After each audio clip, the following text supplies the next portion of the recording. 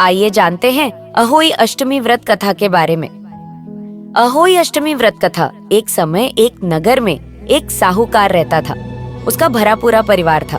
उसके 7 बेटे, 1 बेटी और 7 बहुएं थीं।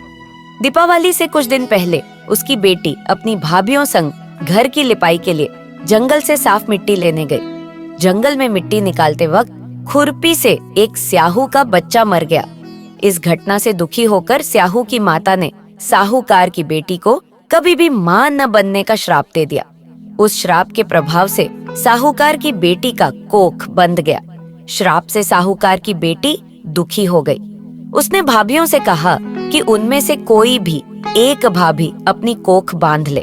अपनी ननद की बात सुनकर सबसे छोटी भाभी तैयार हो गई। उस श्राप के दुष्प्रभाव से उसकी संतान केवल 7 दिन ही जिंदा रहती थी। जब भी वह कोई बच्चे को जन्म देती, वह 7 दिन में ही मृत्यु को प्राप्त हो जाता था। वह परेशान होकर एक पंडित से मिली और उपाय पूछा। पंडित की सलाह पर उसने सुरही गाय की सेवा करनी शुरू की। उसकी सेवा से प्रसन्न गाय उसे एक दिन स्याहू की माता के पास ले जाती है।